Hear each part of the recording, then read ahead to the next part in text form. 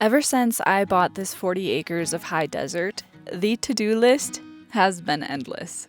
Every day out here is a balance of weather and timing and planning and figuring out what I can actually get done with the daylight that I have. It's a rhythm that I've come to know very well, slow and steady and deeply physical. But every project that I finish and every little tree that takes root makes me feel more connected to this land. And this week, I finally get to start something that I have been looking forward to for months. Learning how to traditionally tan a much bigger hide than I've ever done before. With friends, of course, and with an incredible teacher by our side to guide us through the process. Just like with everything around here, these projects are going to be big and messy and so rewarding. So thank you for being here, and let's get into it.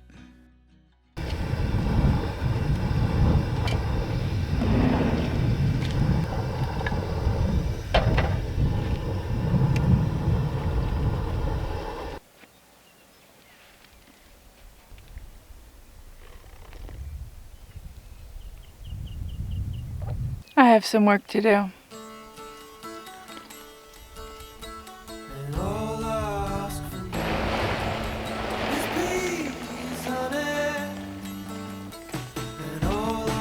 you want to come with me?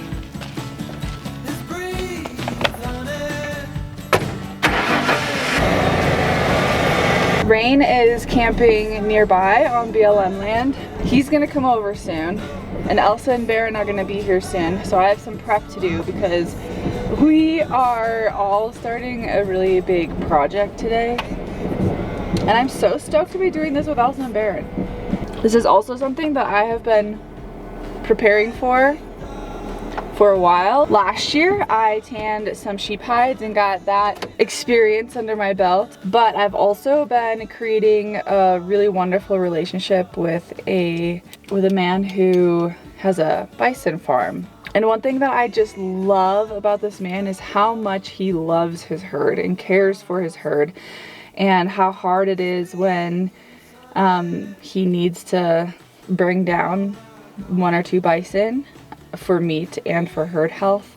And I've been there and done that with him and helped process the bison and skin and gut, and to feel really connected with that herd and now have some hides from that herd feels really special.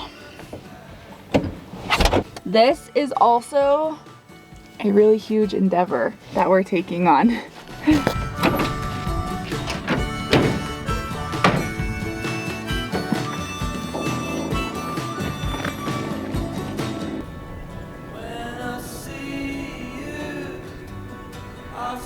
Right now these hides are a few months old. They've been salted to draw out all the moisture. It's a pretty big misconception actually. People think that the salting of it is part of the tanning. Like I've heard people say like I salt cured my hide, but it doesn't work like that. Salting is just so that you can keep it stored away until you're ready to tan it so that it doesn't rot.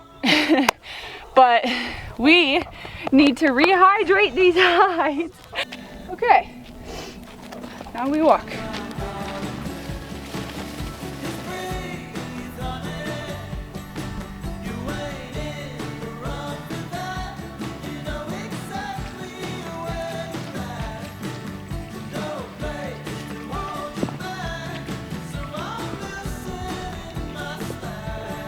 Oh my God.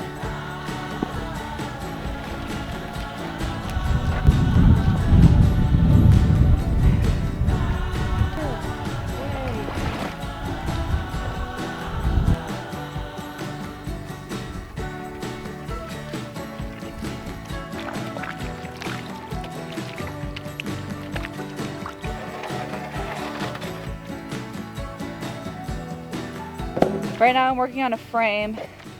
Obviously I have these 2 frames, but a bison won't fit in those. So I'm gonna make a bison frame.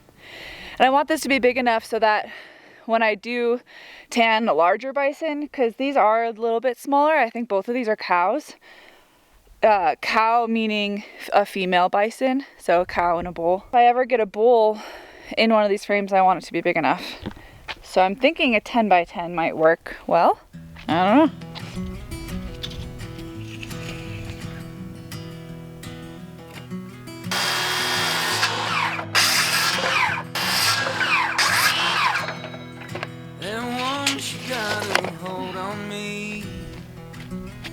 She's the warmth of the summer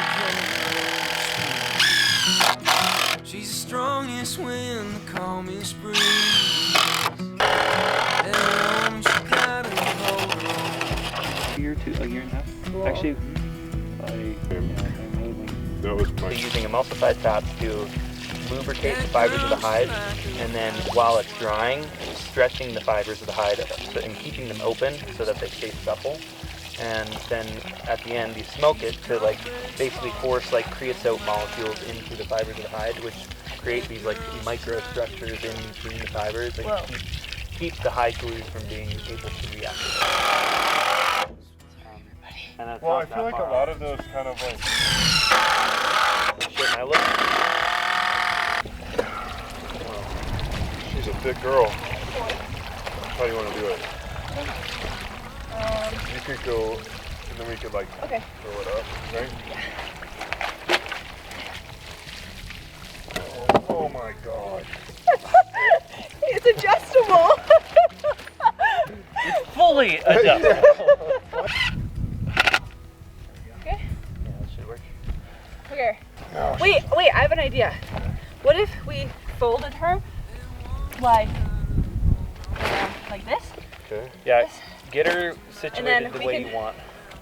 We want the neck draping down over this end. But tail this way. And the tail that way. Okay. So if we do this. Linnea, come on. All of a sudden, look at this. Yay! Good job, everybody. It's kind of easier. It's definitely, you definitely want to get them off before everything starts to like really drying. This one's like right after you skin it. Yeah. Okay. Good job. All right. At this point, we're working through the wet scraping stage of tanning this hide. So Rain had been walking us through which layers we're focused on. And at this point, we were carefully removing fat, knowing that the membrane will be addressed later during the dry scraping phase once the hide is in the frame.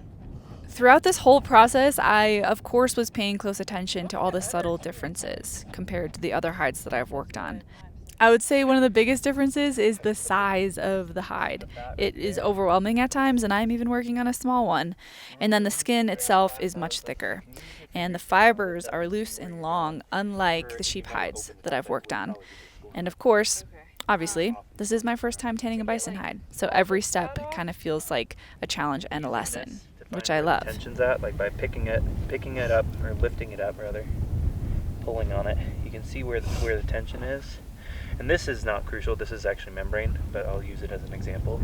But by adjusting the angle of the blade this way, and then the amount of pressure and aiming for the points of highest tension. Also, if you're interested in diving deeper into the art and intricacies of hide tanning, Rain will be sharing so much more knowledge over on his channel. And I'll make sure to link it below so you can check it out. Across this swoop, there's texture. There's like a little raised texture. That's the fibers of the hide coming out. Okay, because they got scored. Because they got scored by the knife. You still can score with obsidian, but especially if you're using chert and flint, it's like pretty good. You don't got that either? Well, I don't blame you, but...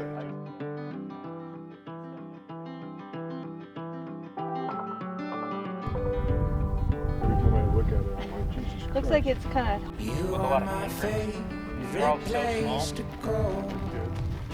It's got to be. Like, I mean, they were smaller You're people. at the end of my favorite road. Above the rest, you're the best I know. Do you want to go on that side and we'll flip her upside down?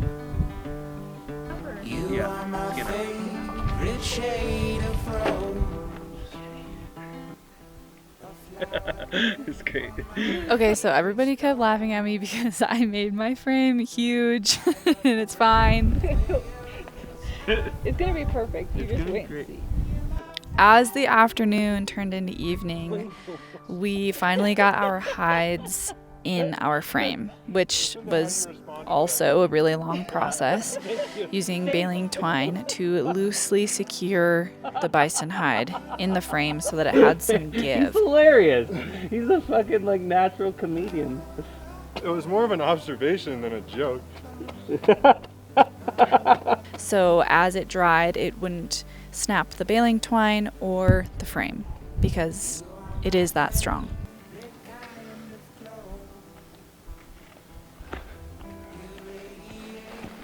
Good job, Baron. Thank you so much for spending your day doing this. Of course. And here, there's one there, Yeah. there's one there, there's one there. But then I just drop and down then here. I don't that do one. any of these. Yeah, exactly. And then you come back up.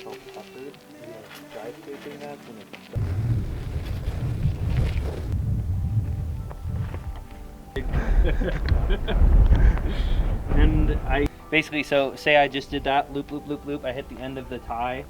Instead of coming up by tension point, and because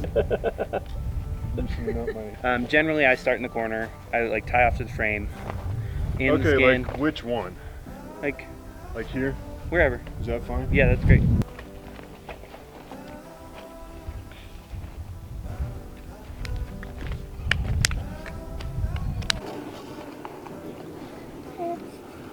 Oh.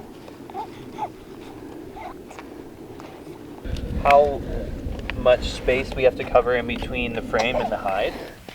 Look at this. Bison hide camp.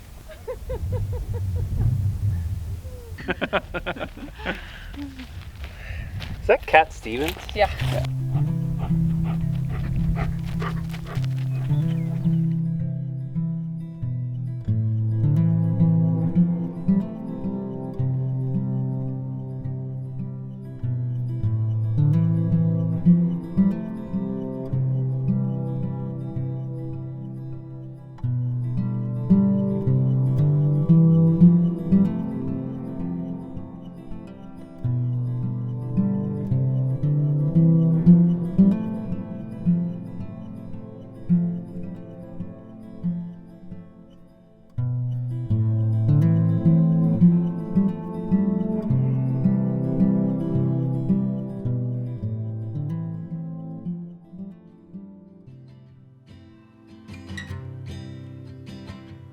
And after some of the most beautiful, hot, sunny days, the rain came. Lavender fields where the sun drips gold.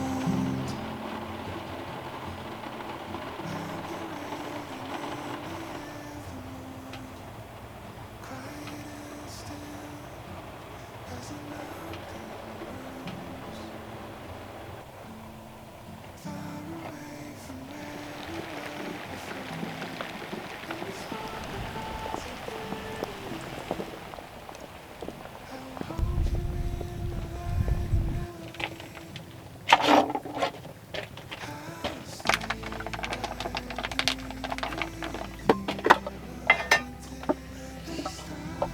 stars fall from the sky. I'll stay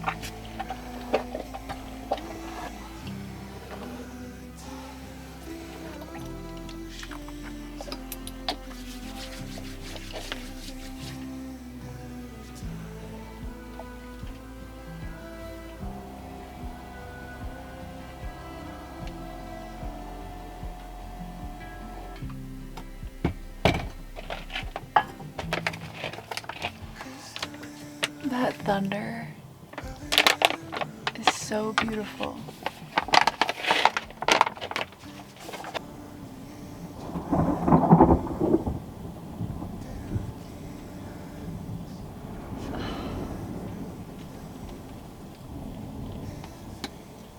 Oh my gosh, what a beautiful evening.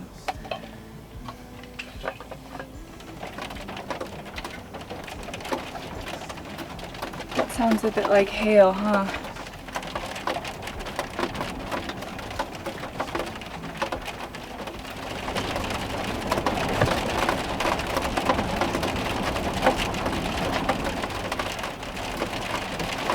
Oh, what an evening! Oh my gosh.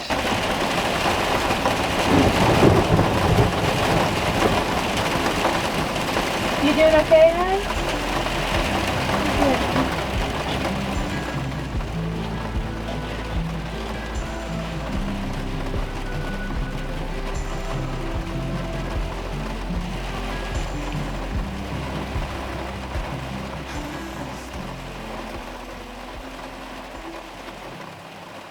We just got so much precipitation. The first night, it rained all through the night, thunderstorms, it was so cozy. And then we had another full day of precipitation with some hail and some snow and some sleet. Yesterday it rained all day. Obviously it is so good for the desert. And just looking at my ridge here, it's already getting so much greener, and it drove me crazy. Because I have so many things I want to do, and it's really hard for me to not be active. So I have all this pent up energy and I need to work out. I also bought myself tulips. All of the mountains around me have snow on them again. It's really, really beautiful. One of the most unfortunate things about all the precipitation were that the hides got soaked again. That really isn't an issue because we haven't started softening them yet. But the only concern that I had was with them being soaked for the few days, I was worried that the hair would start slipping, but I checked them yesterday and I checked them this morning and they're doing great and they're ready for the next step. So they be going psycho, my rollie going crazy. Hitting little mama, she wanna have my back. And one more.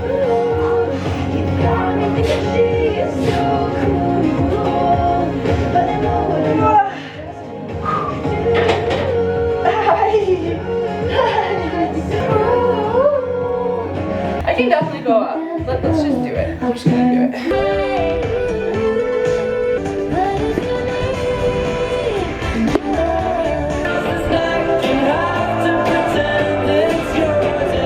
You look like you love me.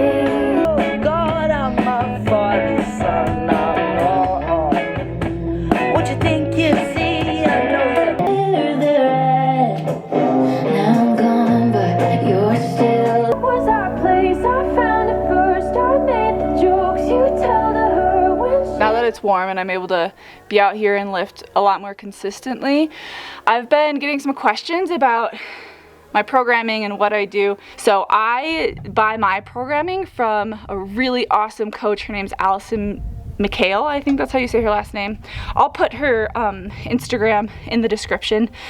But the reason that I lift the way that I do is because this is what I enjoy doing. And if you're a woman and you are scared of lifting because you don't want to get bulky, I would really, really, really suggest to you to eliminate that mindset altogether, because especially for a woman to become bulky, it takes a real dedication, not only in the gym but also with nutrition. But I also want to speak on like consistency and motivation when it comes to this stuff. If you can find other reasons to get in the gym, it will probably work better than just simply wanting to look different. The more lean muscle mass that you can put on your body, the healthier like all of your systems become. Your bones are healthier, your hormones work better. All of those things have nothing to do with appearance, but all about like longevity and function and being able to do all the things that you love. And my biggest inspiration for that is my mom, actually. She is almost 70, and this weekend she's traveling to Yosemite to do a half marathon. That's amazing. Doing this now just sets me up to be able to continue doing all the things I want to do until I'm 70, 80, 90. I think I need to fill up my tires.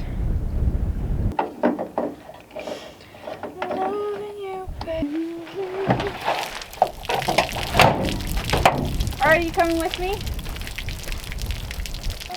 Come on. Okay.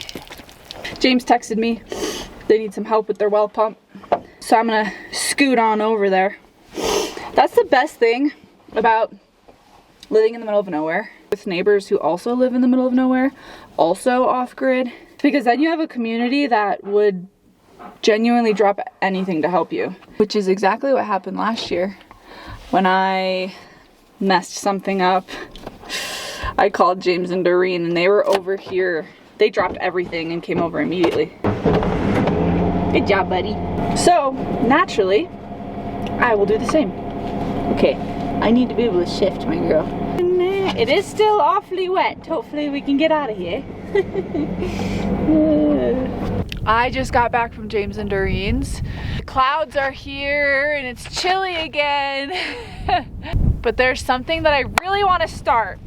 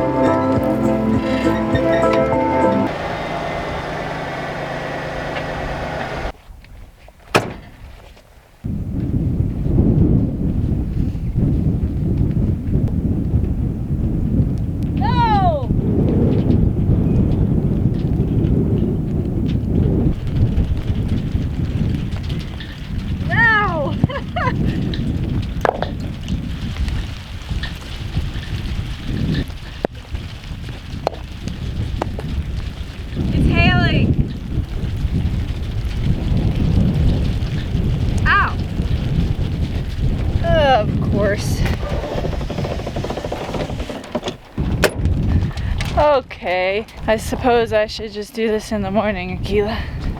What the heck? Okay, I'm gonna bring my buddy back inside. Dang it. I was really excited to...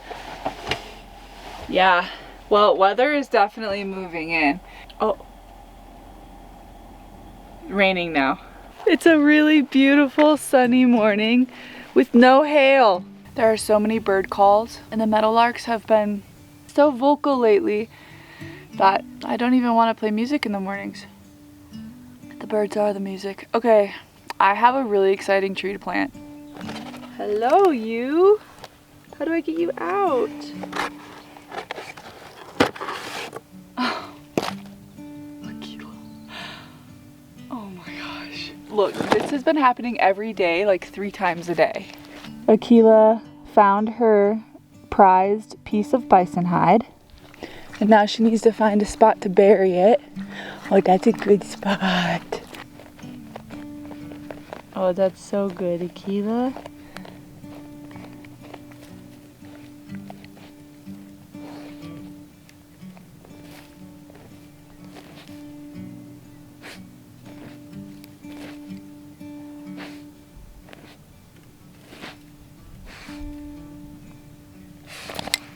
Is that okay if I just pull you like this? Oh, look at this beautiful thing. It is literally a single stick. This is my mulberry tree. This mulberry tree will be a bit difficult to establish. It's right on the edge of my zone, which is why it's on the inside of my windbreak, which doesn't exist yet because it's either not planted or it's 3 inches tall. This is also why I brought all these rocks over, because I'm gonna make a little bit of thermal mass on the northwest side of my mulberry tree. Wow, this is so exciting. Okay. What is better than planting a tree in the morning with a cup of coffee, listening to the birds singing? Nothing is better. You gonna dig? When I planted my apple trees, some of you guys said that I planted them too deep, which is a bummer. The graft is above the ground, but maybe it needs to be farther above the ground. Either way, I'm gonna be careful with this guy and not plant him too deep. I grew up with this really beautiful big mulberry tree in my childhood home backyard. So I just really wanted to plant one here and try to get it established. Wow, you have so many more roots than my apple trees. Are you gonna be happy here? I hope you're so happy here. I don't know, how do you feel about this? Do you like that? Should I make a wider hole for you? I feel like I need to make a wider hole for him because his roots are so long. Okay, do you like that? That seems better. I wish you could talk to me. Okay, welcome home. I have a mulberry tree.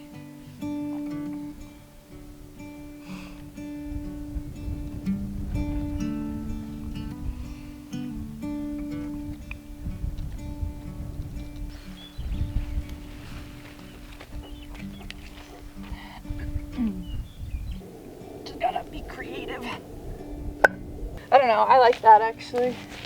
That's good. And then, so this I'll just kind of build out, fill in that with dirt, make a mini raised bed, plant some native things, then here, shrub. Boom. Okay, I think I changed my mind because this gets huge. I don't know, that might be really nice actually. And then you guys have to grow because you're not doing a whole lot right now. Do you see the vision?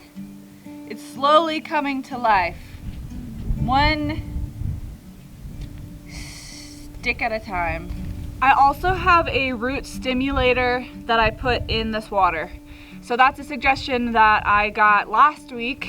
I'm glad that I've done all of this before my little mulberry tree because now I know don't add compost or fertilizer for the first year because you don't want to fry the roots. Plant it higher. I know to use root stimulator. I'm learning a lot. Sorry to everybody else. It feels like every few days I walk out here with my coffee to say hi to all my plants or my garden or to peek into my studio. And even though everything just takes so much work and so much time and so much energy, week by week, I'm just, quite honestly, I'm really proud of myself, of everything that I'm learning and just diving into and trying. Bit by bit, it feels like things are really transforming and my connection to this place is growing deeper and deeper. It's just the coolest journey to be on, so. Thank you for being here and witnessing pieces of this journey. And there's a bee on the blossoms. Anyway, I appreciate you being here and just catching a glimpse of everything going on in this little corner of desert that I have. And Akela and I will see you next week. That is really annoying. How the heck would one flip this over? Do you like this, buddy? Do you want these rocks closer or farther away? Can you please tell me? You can't not. No laughing at Baron aloud. What? Leia, do you remember the song? In the frame, out the wall, under the... Is that what it was? You know who might know? My mommy. My mom's too busy living her own life. God, I hate brushing my hair. That's filled with water. This can get 6 feet tall.